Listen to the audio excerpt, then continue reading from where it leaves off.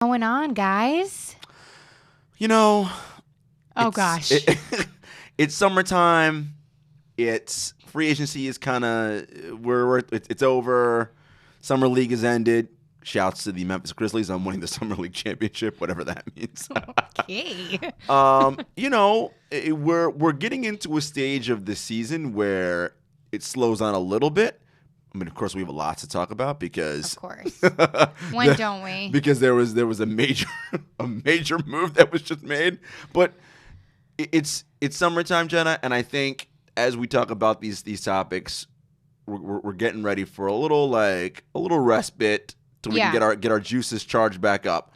Exactly. Before we go nuts into this NBA season. Exactly. Per usual, you guys know it's Jenna and Jarod here. Double J squared. We're still trying to figure it out in season 2. So not triple J like my man Jarod Jackson Jr. No, not at all. Yeah, I like what you did there. I mean, episode 28 is definitely going to be filled with some interesting conversation. Yeah, for topics sure. that we haven't usually hit, which we will get to.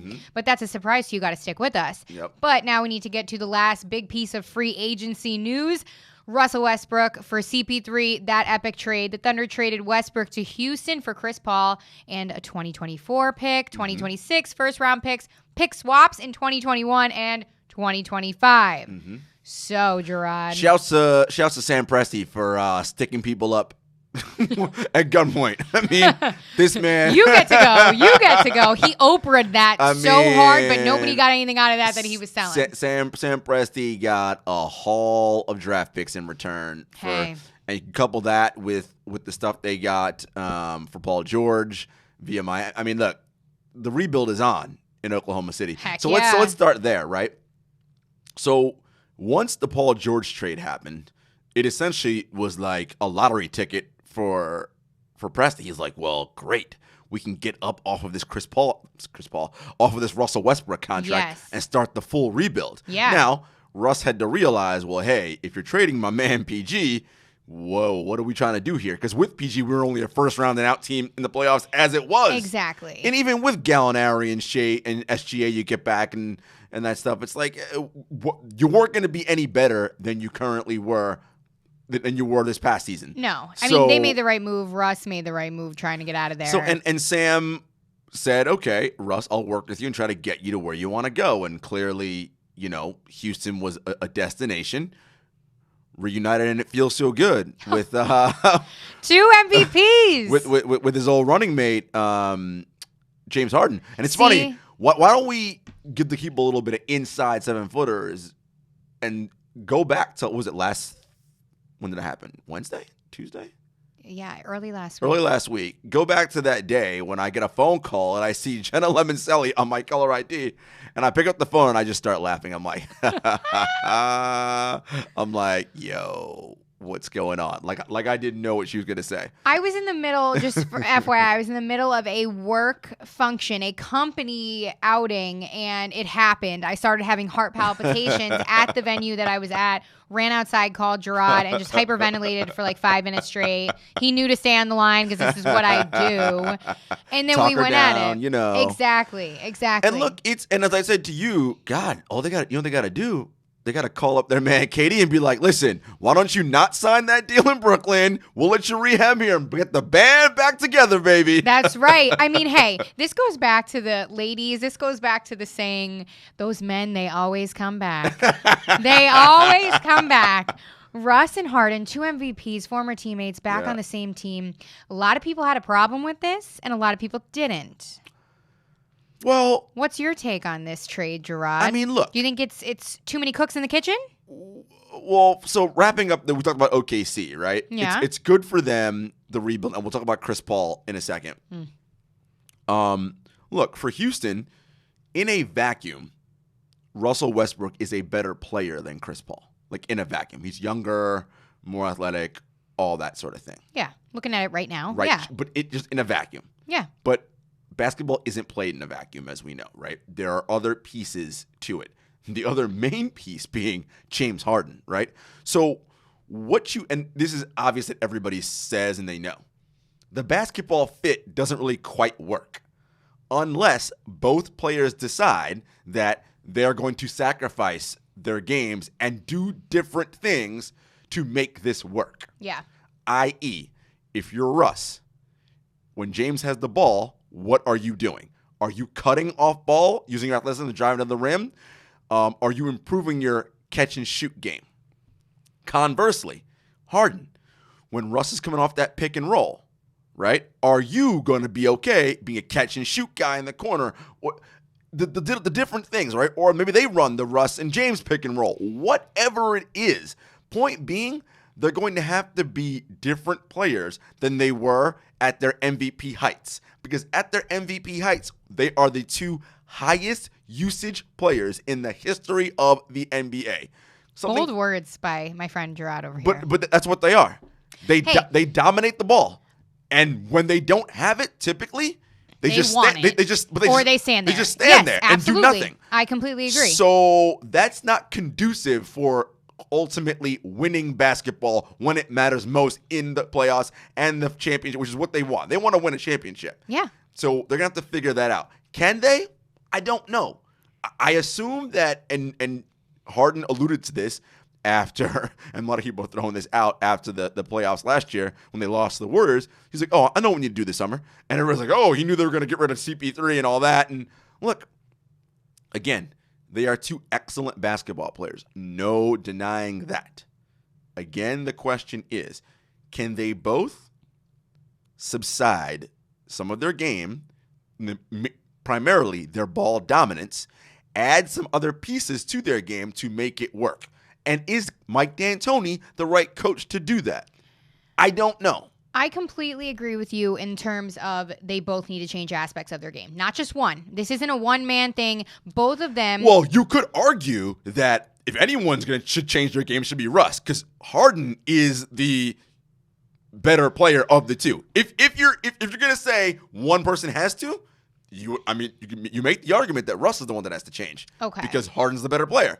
Again, I agree with that as well. Number one, Mike D'Antoni said, quote unquote, they'll make it work. Do I think they'll make it work? I think they'll have some rough patches, yes. I think they could make it work, like you said, if both of them change their game. And like you said, again, the pick and rolls, who's going to dominate the ball at one time. It's going to be a lot of communication and a lot of sacrificing of the egos, in my opinion. Because I'm sorry, we all know both of these guys want to be the man, especially Russ.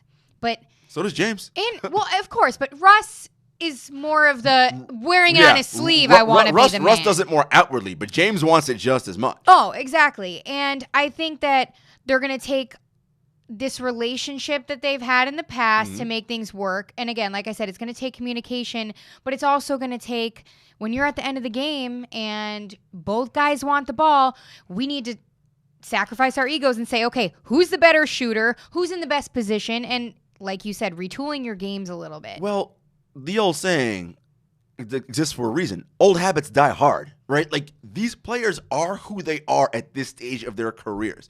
You are now asking them to literally change their games, which, okay, but it's very hard for them to do that. Look, we talked about Russ.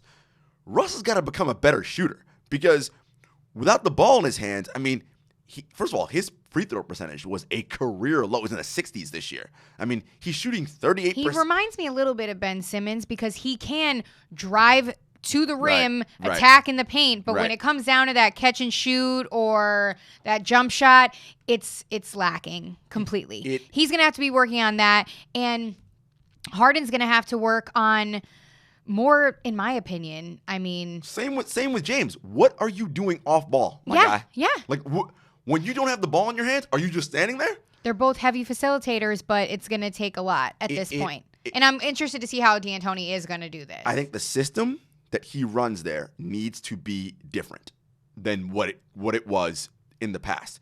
Now everyone's saying, oh, well, it's because Chris was hurt, and that's true, and James had to take it off. But when Chris came back and wanted to move the ball again, James wasn't trying to do that.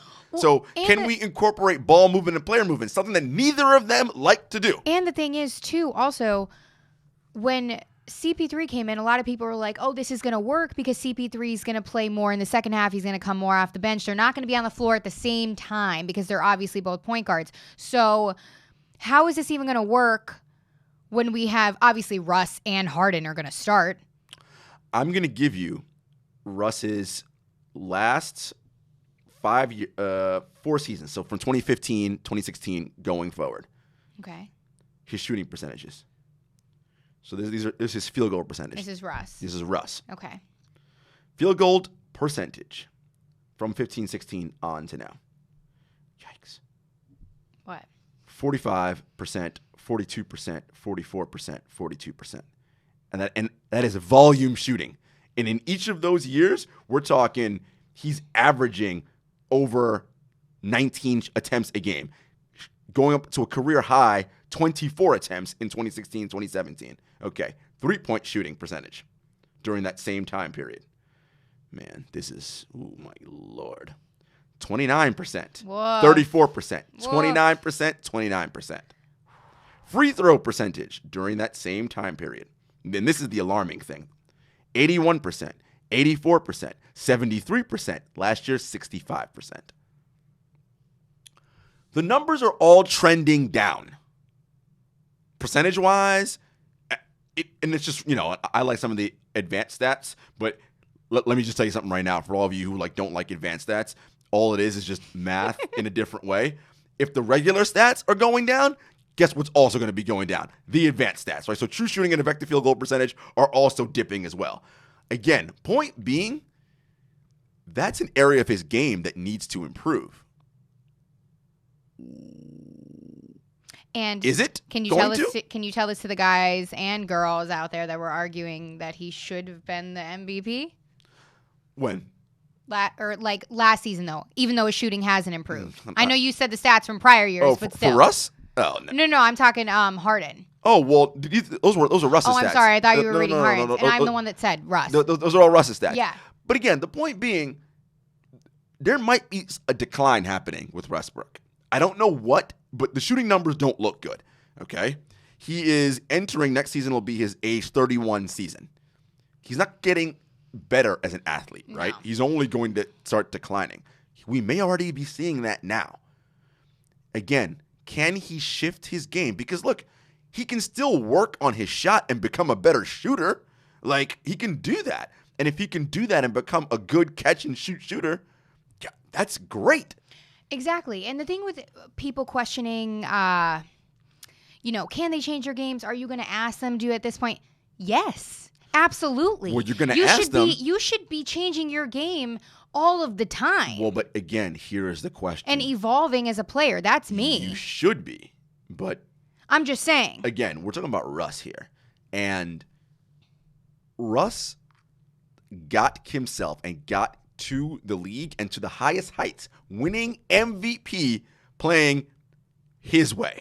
True. You think now... But was it working now in OKC after 11 You think seasons? Now in his season 11, season 12, he's going to be like, you know what?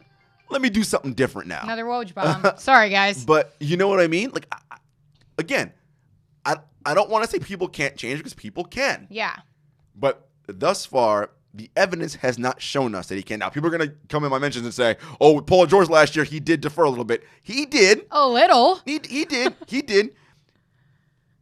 But still, in all, not quite to the level that I think he probably should have. Yeah. So, again, we shall see where this all goes. I think it'll be very interesting. I'll put it like this. If they can figure it out, that is a hell of a backcourt.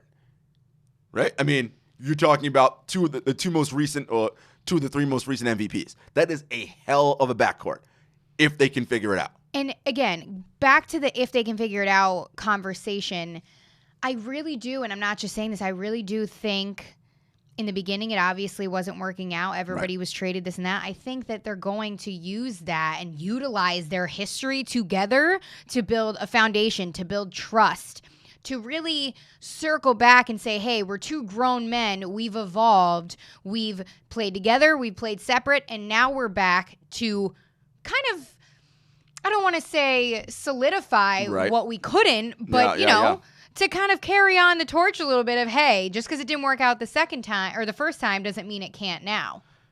Listen, I hope it works. I pray it works. Houston's going to be a bad team. I really hope it make works. It work. And again, time will tell, and we'll see. Look, it'll be pretty evident we flip on our TVs in October for that first game, we'll know right away. We'll see if they did anything in the offseason together, because everybody's like, oh, they're both LA guys. They play Drew League. Listen, I love Drew League. I love pickup and all that cool stuff that these guys do in the summer. But this is the league. This is the league. The league. It's different when you're just doing it.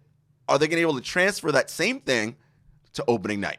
Well, before we move on to CP3, I do want to ask you, too, because there's also a lot of conversation. I know you had choice words last season about D'Antoni and his coaching style. What do you think is the move now that we have these two MVPs teamed up?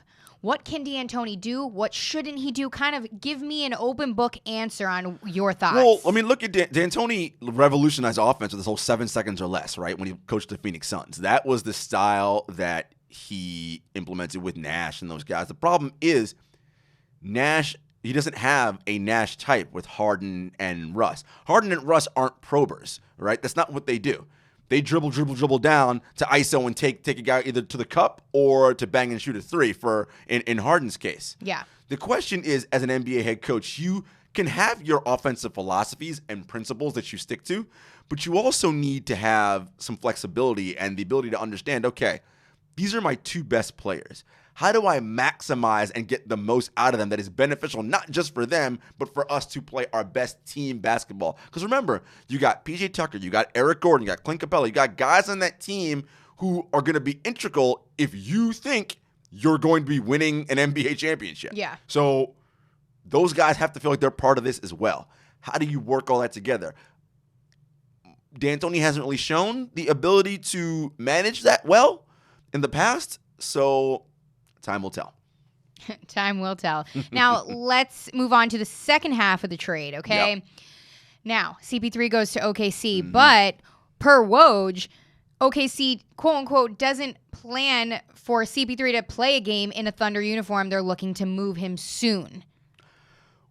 Well, I like that because I don't see him in OKC or even building any type of sure, and I'm foundation there, but where? Well, that's the question. Where is he going? Well, where are you going to take an aging Chris Paul? Where are you going to take an aging Chris Paul with that contract? And what is what's the marketplace? Is essentially what we're asking for Chris Paul.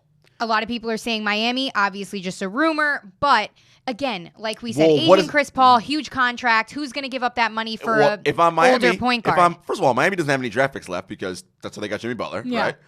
What are they going to give up? Justice Winslow? I'm not for an aging Chris Paul. What does Miami have that Presti wants? Nothing. Exactly. So it has to be a team that is willing to give up assets that Presti's going to want for, and what teams, again, for an aging point guard? Probably nobody. So the question now becomes, does he stay? Possibly. But again, at Chris, injury prone. Exactly. That is the question. What I think the market for Chris Paul is, and this is sad to say, but I think he is the backup point guard on a championship team.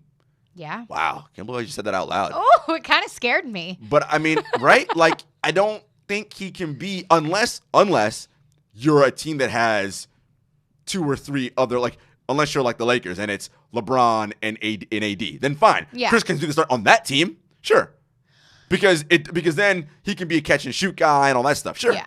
But the Lakers have no cap space for him, so again, so the teams that could utilize him don't have the cap space to take him on. It feels weird saying this out loud too, but you do have a good point. A backup point guard on a championship team or a contending team for a championship, right? Because the way I see Chris Paul now, like we said, aging Chris Paul, injury-prone Chris Paul, and that's not discrediting his passer's legacy of old-school point guard. Keeping it real. Exactly, keeping it real. But Chris Paul now, in this day and age, now currently has moments. Yeah. You're going to stick Chris Paul in a game when you need to make smart, quick decisions that are going to lead you to wins, which means you're going to utilize him for a good, hard 10, 15 minutes. He's going to knock down shots or do his little, let me see him dance through the legs. Look, I think he can play more than that. He can probably play 20-something minutes a game. But I mean hard, impactful is what I'm saying. Yeah. Like, he's going to have to turn into a Dwayne Wade. And Dwayne Wade really accepted that kind of off-the-bench six-man role because he knew where he was at in his career. And he was just fine. But then again, Dwayne Wade kind of had the fairy tale ending. But I don't know. I really can sit here and say I don't know what to do with Chris Paul. I think Presti's going to have to keep him a little bit longer than I think he might have wanted to. But it may not all be a bad thing. Okay. It may turn out okay. Again, that team might be good enough to squeeze into, an 8 seed. And look, if you're the Oklahoma City Thunder fan base, it's clear that championship is not happening for you anytime soon. Guess what? Making the playoffs consistently since when was it? Since 2010, 2011, I think. I mean, not bad. I mean, let's just keep it rolling, right? Exactly. Hey. Right? I mean, it is what it is. Might as well just contend for at least a spot, a seed. You see what happens. Contend. Again, with the weight, it remains to be seen. Presti does not want that contract on his books for the rest of the time. That's a John Wall size contract. But the question is, again, what's the market for Chris? And who can give up things that Presti actually wants? Yeah. Time will tell. Question marks all around there. Now, we'll take a little shift here. Yeah. To Vegas. Summer League. Summer League, baby. Now, last week we told you guys that the talk around RJ Barrett was a little bit lackluster. He wasn't performing up to par. We said to pump the brakes.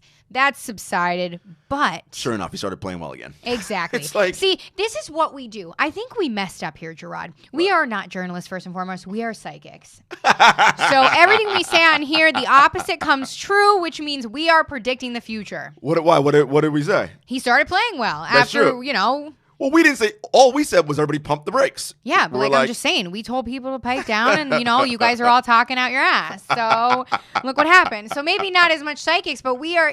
A little bit. But here's the thing, right? Like in Summer League, and we all need to everybody gets so hyped, and it's like, calm down. He's not playing like LeBron James in Summer League. That's it. It's done. It's just like, calm down, people. Calm down. First of all, it's not even what NBA basketball is going to look like in the league, number one. Number two, you got to get these guys got to get acclimated to what they're doing. And that's what Summer League is for. Exactly. So let's just chill and not go overboard. I will say this. His motor has always been good, and I liked what I saw from RJ from the motor standpoint. That's really, really great. Kudos to the Memphis Grizzlies, that we said at the top of the show, for winning the Summer League championship. Again, whatever that means. Brandon Clark was the Summer League MVP. Get it, BC? I love Brandon Clark as, again, next to my guy, Triple J. Listen, with Ja Morant, Triple J, Brandon Clark, I am liking the Memphis. Listen, I get a little too gassed. Like, they're not going to be very good. Triple J, though, you got to support your dude. I got to support my guy. That's like me and Marvin Bagley. But I think I think they're going to be a fun and exciting team. So I'm really looking forward to what they got going on down in Memphis. I'm going to watch them on League Pass. We'll see how long it goes. If they, if they're like on a 16-game losing streak, I'm like, oh my God. But if they're playing fun basketball, which I think they will, I'm curious to see what they do down there. Me too. Good group of guys that they got there. Yeah. We need to talk about something else that was brought up in Summer League that a couple of now our second-year league vets are getting into. Mm-hmm. Yep. Okay? Now, question and point to this conversation: are rookie draft picks hurting themselves by not participating in Summer League? Now, this conversation was picked up. Alonzo Trier tweets on July 13th. The amount of draft picks that didn't play and sat out of Summer League is some scary stuff. If you ain't ready for the Summer League bump, then good luck when the real association starts, LOL. It'll be a spooky start for many. I agree. Now, before we get into our thoughts on it, Donovan Mitchell. My boy. Spider Mitchell. D. Mitch. Spider was just in France with Adidas. Said in report. You are an Instagram stalker. I am. Said, quote unquote, said the same thing, brother. And then it starts, with a bunch of comments in it. But these are the two that we, obviously saw. Kudos to Jarod for bringing this up in the podcast. Look at that. Kudos to me. That'll be the first and last time we do that this episode. But anyway, let's get back to the question at hand. Are these rookie draft guys getting hurt by not participating in summer league. They're not getting a taste of the real ball in the association. Is it hurting them? It's a double-edged sword, right? So obviously we're talking about a guy like Zion Williamson, right? Of course. Who the Pelicans, he banged knees in this first game and they held him out the rest of summer league. I understand that from a long-term vision standpoint because they're like, look, we cannot risk you getting hurt in summer league because regardless of what the magic, and he's doing an excellent job that David Griffin is spinning, that Zion is not our savior, and he's not. That's how everyone else in your fan base views him. So you're taking the long approach, and you're like, look, we're not going to risk him in meaningless games in the summertime. Of course. Understandable. I do think, though, that for certain players, the younger guys, the first-year guys, the first picks, or the first, can't even get my words out, this current draft class, if you're not injured, you got to play. Because I think and not a lot, they can manage your minutes. But just get a little taste of that. Get a little taste of, because what I like about Summer League is, not only that, Summer League is you're getting a lot of hungry dudes. Because everybody's like, oh, it's the draft picks. Yes, it is.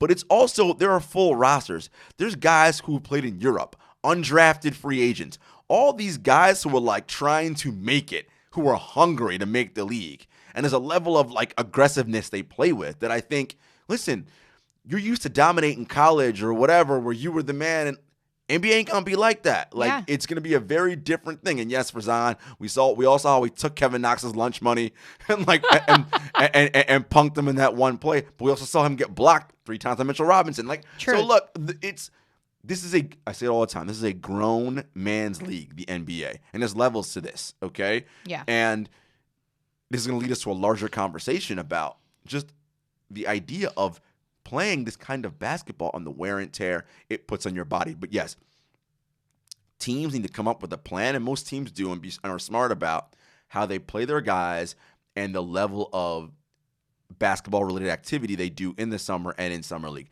But Trier and Donovan Mitchell had a point. Like, if you're just skipping Summer League just to skip it, because I don't know if that's necessarily a good idea, because you're going to be in for a rude awakening in the beginning stages of your NBA career. I completely agree when you say it's a double-edged sword, but only in certain cases. Mm-hmm. Like we said, Zion, the Pelicans. I get it. Ja Morant. Ja Morant. Those top guys, I understand. Yeah, the Pelicans putting the stop on Zion. I completely get that. You want to save, obviously, your number one pick. Mm-hmm. Of course, I get it. He's going to be a key tool to that offense and obviously defense. But like you said, if you're not injured in Summer League, it's key to play. Not only to get your feet wet, to feel the crowd, to see LeBron James in the crowd watching you, seeing your game. Right. But also, this is how young players and young guys control their game. Yeah. Like you said, they have so much pent-up excitement and everything inside of them. They want to get out there, let it out on the floor. You do that. It gives you get your stupid mistakes out in the Summer League. Well, you go up against the big guys, take your hits, sacrifice your body, and feel how it is. You're playing with your fellow rookies, who was drafted with you. Like, guys are trying to make the teams. And particularly in the case of Memphis, they played with they have a brand new head coach. Their head coach coached Summer League, so it's getting a taste for like what's it going to be like when he's coaching during the regular season. There's little things that you can take away. Look, Summer League isn't the be all end all, and I don't want to sit here and act like if you don't play Summer League, that's not what I'm saying. But all I'm saying is there are opportunities that you can take advantage of, and if you're just sitting out just to sit out, probably not a great idea. Exactly. Unless Kobe is calling your phone directly like, hey, come to Mamba camp, whatever the hell he's running. Listen, you know my feelings about that nonsense. I know your feelings about Kobe, but, camp. Jason Tatum trains with him a lot. Yeah. I'll Tatum's last year ago. Not so great. oh, gosh. That is called putting somebody in their place 101. Shooting them long Mamba 2s, not going in. Gerard just sat me down and gave me the business. Listen, I'm just letting you know. Listen. No, kudos to you on that one. I said I wouldn't do that again, but here it is. Listen, you guys love Kobe. I get it. Listen, I don't not love. Kobe's an all-time great, but guy was a volume shooter. Let's just be honest, right? God. He's a glorified chucker. Let's keep it a buck. Anyway, moving along before Kobe stands get all in my mentions now. They probably are, which is why I'm covering my face to the camera. They get hot when you start saying stuff like that. They get hot. They get nuts. That Mamba mentality is a real thing. Listen, I've said this before. And Snap. We about to get beat up in here. Listen. They know this address? Listen. This idea, like, as I've said it before, Kobe's not even the best Laker of all time. Like, I mean, he's not better than Magic Johnson. No, he's not better than Kareem Abdul-Jabbar. Like, I mean, what are we talking about? At best, he's the third greatest Laker of all time. At best, he's number 3. Woo! Also, newsflash, he wasn't even the best player of his era. That was Tim Duncan. Yeah, that's the one, Kobe fans. And that's rings and all that. Listen, whatever. It doesn't even matter. Moving along. Well, it's only Tuesday. Who's got a shot? I need it. Moving along. Anyway, let's get into something really serious that. Well, yeah, I don't want to get the people all like doom and gloom, but like it's an important topic. It's a discussion worth happening. Yes, it's very what do they call it? Mind-boggling. It's very mind-intriguing. It's interesting. It's a conversation it's very interesting that should be had, and I think it's going to be a good dialogue here. On the heels of Summer League and guys not playing an injury. Yes, guys not playing an injury, the heels of Summer League. Let's talk about AAU ball, something that the 7-footers don't do a lot of, right? But now that we are in the slower months of the summer, we can take advantage of this because Jarod brought 2 incredible articles to my attention by ESPN's Baxter Holmes. Give us a little intro here, Jarod. So essentially, Baxter wrote these articles, and they're basically talking about what he calls the youth crisis, the crisis in youth basketball, right? And it's this idea that I think one of the headlines said these kids are a ticking time bomb, right? Yes, it did. That was a quote by an NBA trainer. And really what it's talking about is a larger sort of 30,000-foot view. And it's this idea of by the time kids come into the NBA at 18, 19, 20 years old, they have so many miles on their body from playing so much basketball when they were younger, right? To earn their spot. To get themselves ready to play in the NBA, right? The analogy I've always used is, and you know me, and I want to be clear to our listeners and viewers, these are human beings, right? So I want to be clear, this is analogy just for analogy's sake, but these are people with emotions and real feelings. I always use cars as analogies, right? When things break down in your car, you can always replace and put new things in to keep it running, right? Yeah. Engine shot, put a new one in. Tires down its last threads, buy 4 brand new ones. Brake pads are worn down, put new brake pads on. Get new shocks, get new struts. And guess what? The car runs like new again. You can't do that with people. There is no, let me get new knees. Let me get new ligaments. Let me get a new Achilles. That's not how this goes. It doesn't work that way. Your body has a finite number of jumps and lands and whatever in them. And when it's done, it's done. And you see it, like the whole saying, Father Time catches up, is undefeated. Like, and it's just, that's the reality of it. And so what's happening is, and the article pointed out, we're seeing these highly skilled players really young.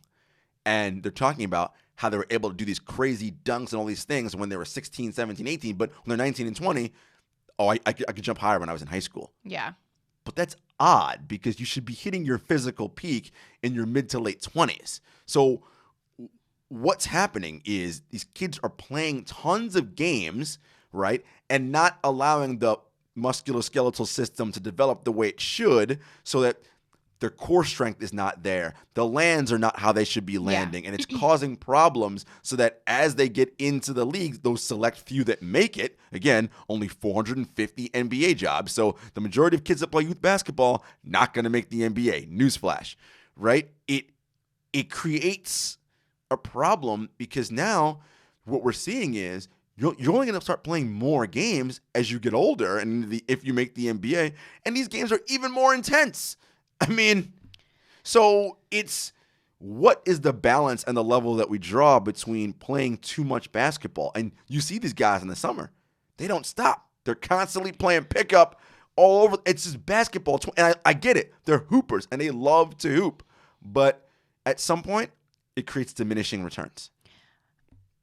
Amen to all of that. And if you guys have time, read these articles because they're absolutely incredible. Yeah, Baxter Holmes is an incredible investigative journalist and reporter. Yeah. And the thing with AAU ball is, and again, these are my own opinions. Okay. These are my own takes. This is just me. these kids, and I'm not going for the have sympathy on them, they're soft, this and that, none of that. But these kids have so much pressure because of all the money being infiltrated into the AAU game and everything like this, that most of the pressure on their bodies is coming from that pressure. Mm-hmm. You have to play this much. You have to do this. You have to play in every overseas or whatever league. You have to play and do all of this.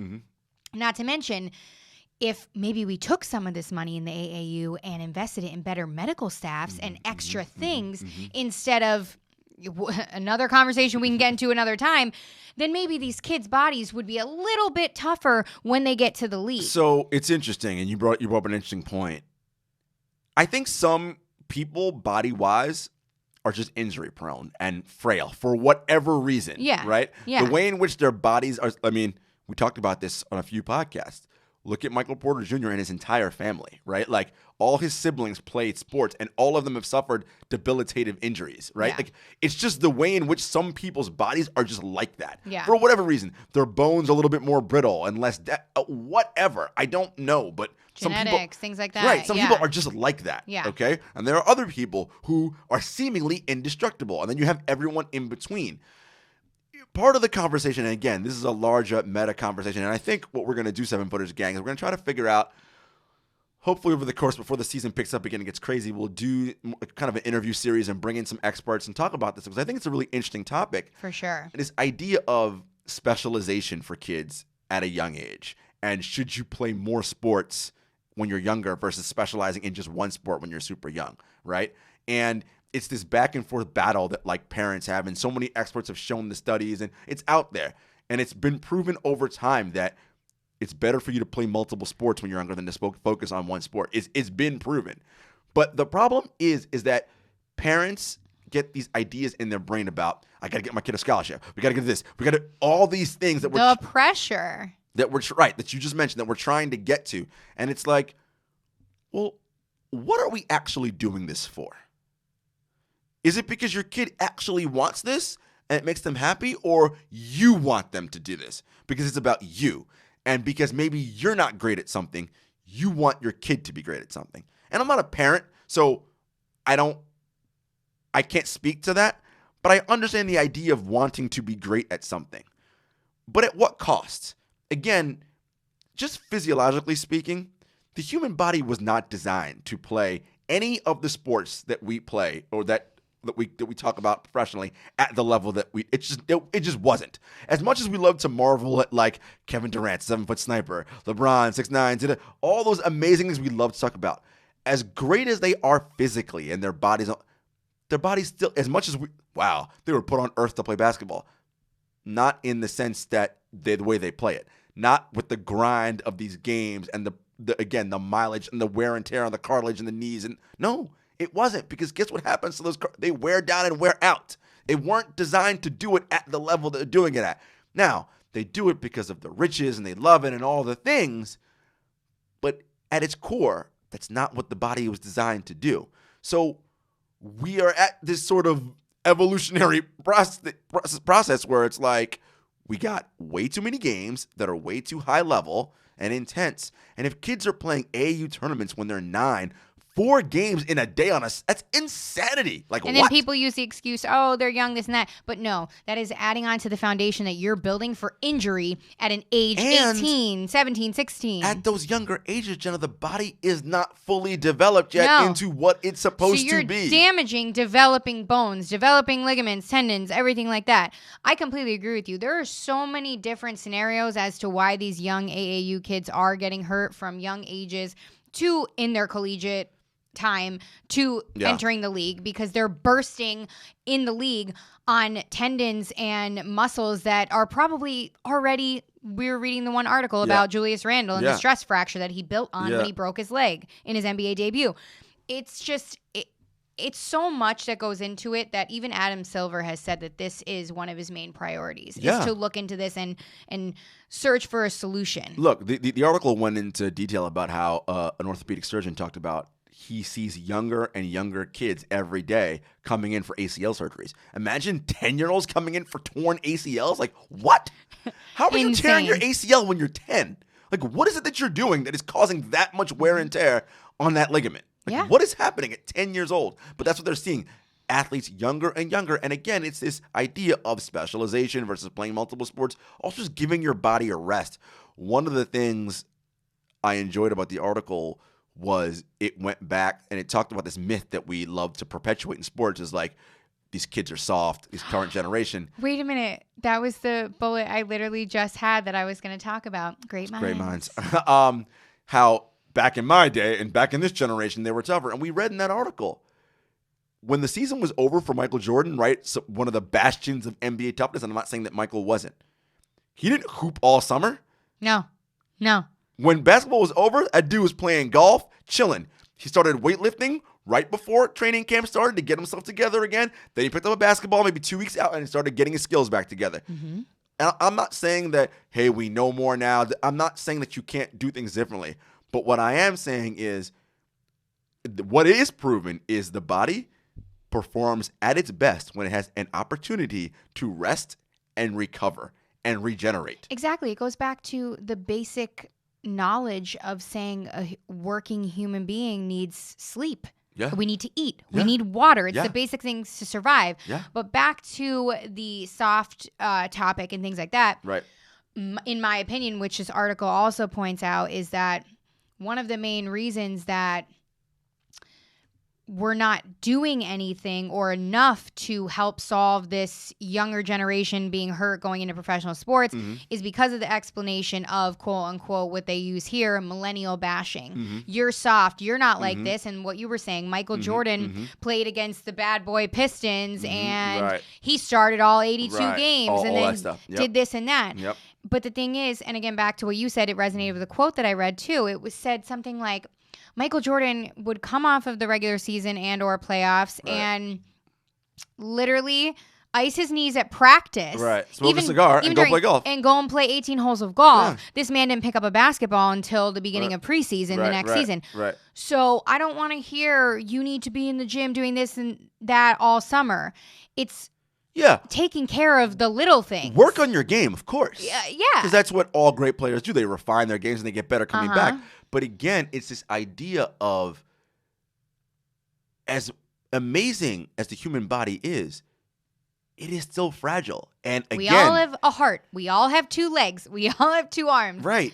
There are those ligaments only have so many jumps and landings in them. And when they hit their max, there's diminished returns. Right? Obviously, the younger you are, it's spindly and it's white on the inside. The older you are, right, it's grayer and it's looking more matted and worn down. This orthopedic surgeon that's quoted in the article talked about seeing 19 and 20-year-olds with ligaments and muscles looking like, have this person been playing NBA basketball for 15 seasons? Because that's what it looks like. And that shouldn't happen at such a young age. And again, it's because of all of the wear and tear that you've done leading up to this point, right? It was interesting. The article also talked about Kobe Bryant. And here we go. I'm going to give some positive love for you Kobe stands out there. That's right.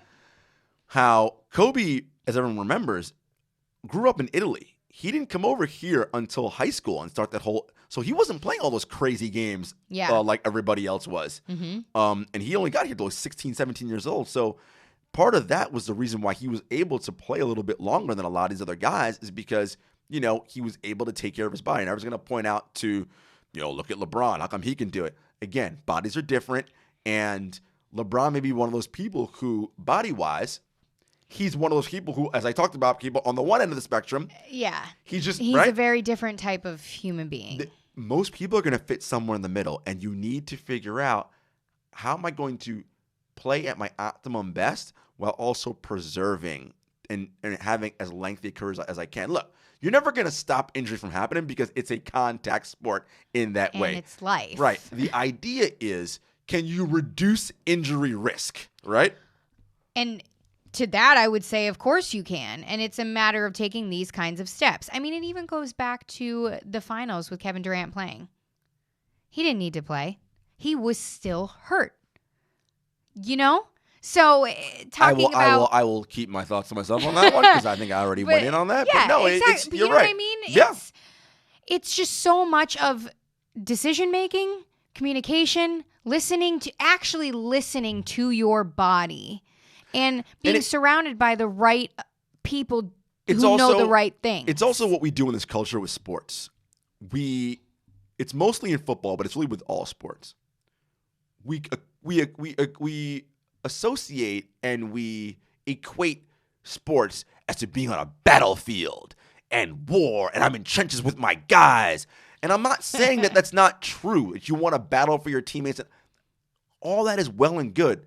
But yo, man, this is a little bit different than that. And not to mention, it's also society and the norms and the narratives that we have been accustomed to believe. And this idea of like, if you don't play injured, you're not tough. Like, if you don't play while you're injured, you're soft, you're not helping, you don't care enough. All this. Nah, dude, I care about me. All this and caring about me is going to care about this team. All this nonsense. Like, It's an exhausting conversation because you think that it should be common knowledge of what people should know, but it's also something that, and again, we can dive into this deeper at a later date, but it's that culture of you're not tough enough and all that. And it's also recognizing there's life beyond the sport. You're not going to play the sport till you're 70 years old.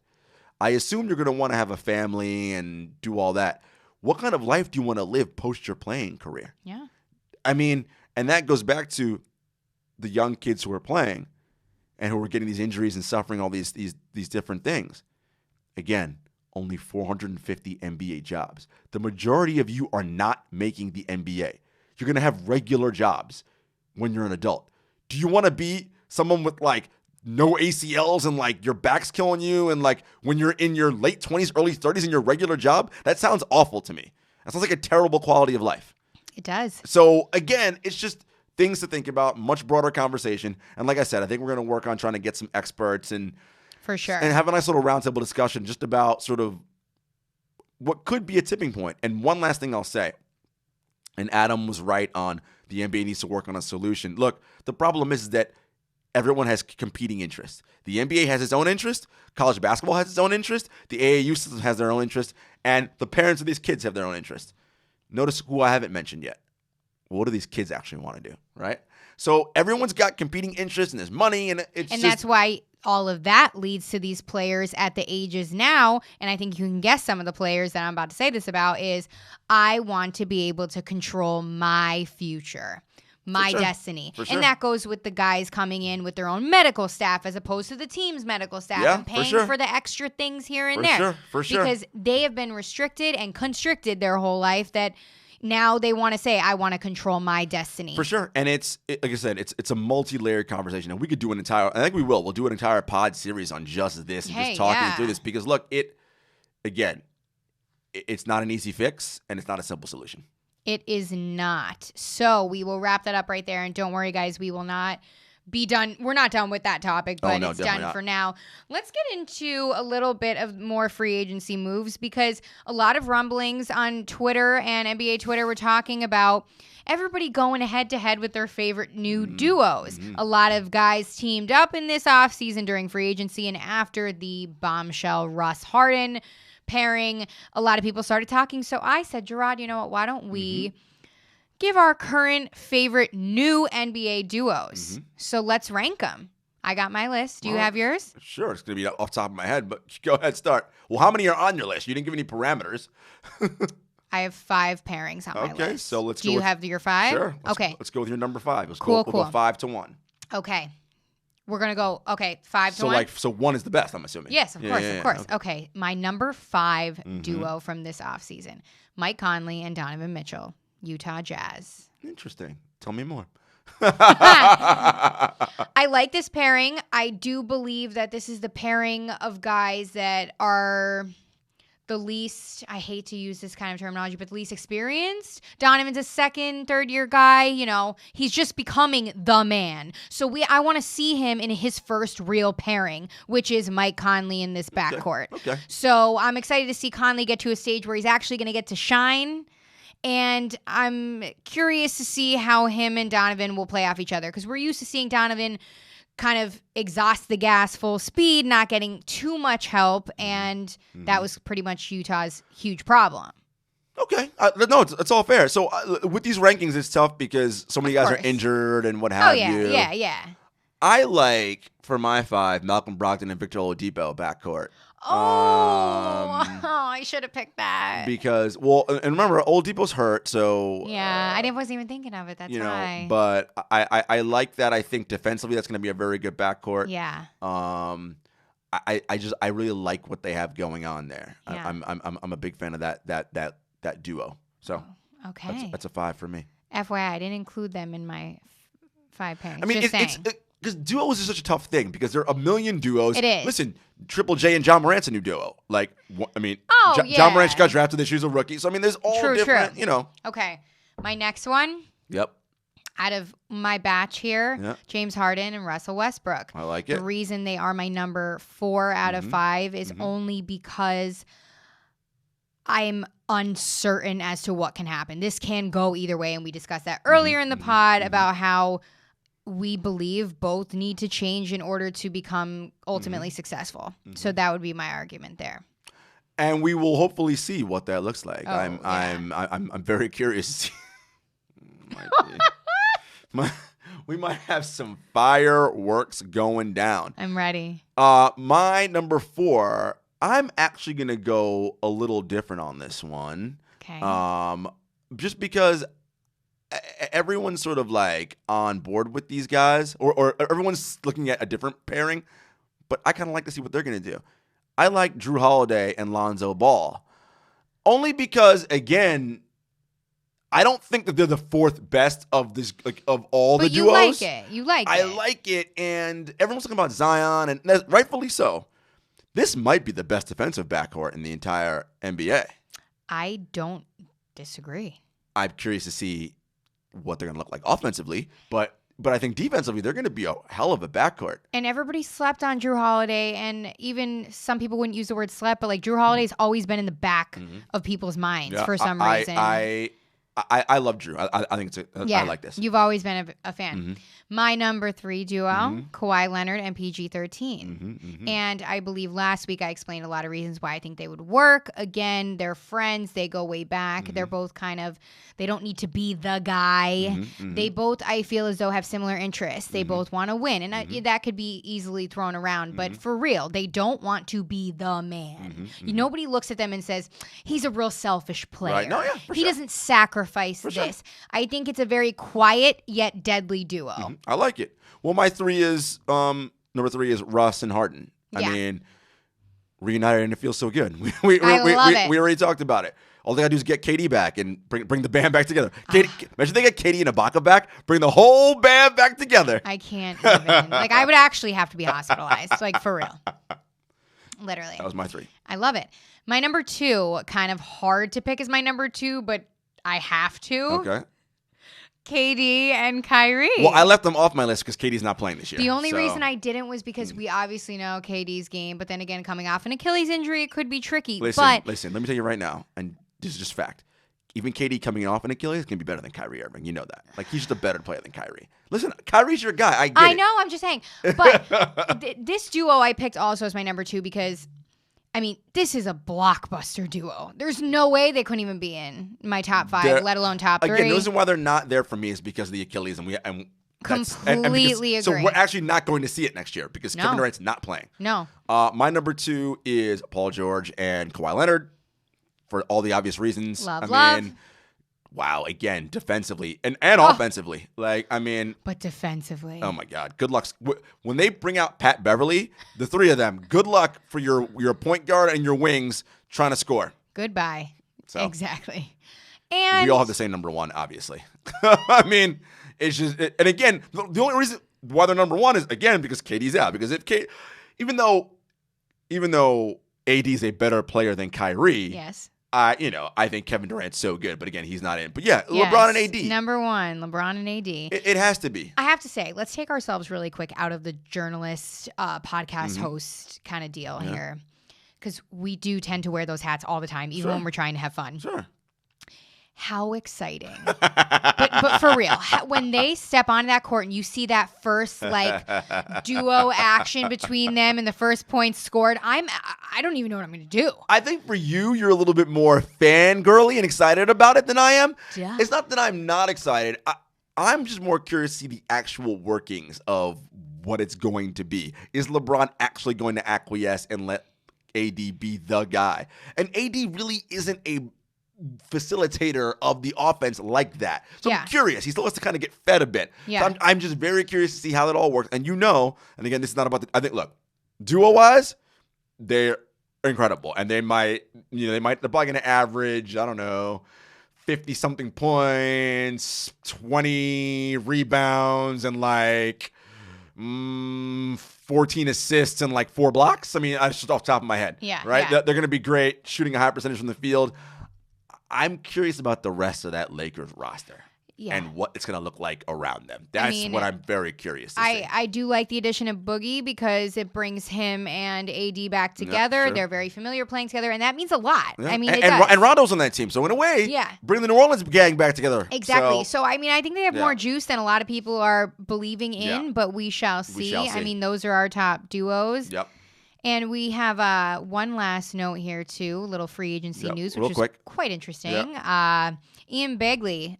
Did I say it right? Yep, Ian Begley, from SNY. Yep. Oh, okay. No, for real. Reggie Bullock originally agreed to a 2-year, $21 million deal with the Knicks with a team option for year 2. Now, medical issues suddenly arose and causing the Knicks and Bullock to rework the deal. Right. What was the deal that they reworked, Jarod? So it's 2 years, 4.7, which allows them to now sign Marcus Morris with that money left over. So the Knicks obviously have a logjam at forward because clearly they just love forwards on that team. Yes. But again, for the Knicks, what it seems like is Scott Perry and Steve Mills and Scott Perry, the GMs and president, they're being smart about it. No one signs any long-term deals. 2 years, they can get off all this money. Look, Morris is a good player. I'm very curious. It seems like the Knicks are making smart business moves from a contract standpoint. Yeah. We'll see if it's able to translate into greater success down the line. I mean, hey, the big question mark lies in the beginning of the season. Oh, my gosh. I can't wait. Soon. That is very soon. I mean, we're already heading into August soon. Summer league's wrapped up. Free agency's done. For sure. Now, and we have to say really quick congratulations to Ben Simmons. Oh, yes. Signed his new max deal. Official today. The rookie max extension. Yes, yeah. Ben, listen, I love Ben's game. I chatted with his dad a lot actually during the playoff series. Yeah, look, I just want you to shoot, bro. That's really that's it. I want your jump shot to develop, and because I think if you develop a jump shot, wow. Not to mention, I told everybody this is going to be the season of Ben and his shot. Well, because he's not dating Kendall anymore. Like I told you, Jarod, he already dipped his long 6'10" Australian toes in the Kardashian pool and was like, oh, no, this ain't good. I mean, not to mention she was yachting with Kyle Kuzma 2 weeks ago. So he's always in that gym. Kuz used to date her anyway. So clearly she likes 2 weeks. That announcement that I've been previewing, really good stuff. We're just working on the fine details. Yes. But yeah, we'll be back in 2 weeks talking more NBA, as you know. We're working on that series, as we talked about, youth basketball, the culture and the crisis in terms of injury. We want to really talk about this and figure out what the next steps are. But for real. As always, you can find us on Apple Podcasts, Spotify, YouTube. Subscribe at 7footers Podcast, at Jenna Lemoncelli, at JS Hector. Thanks, so guys. Rate, review, subscribe, all that. Yes, we will see you not next week, the week after. Don't miss us too much. Later.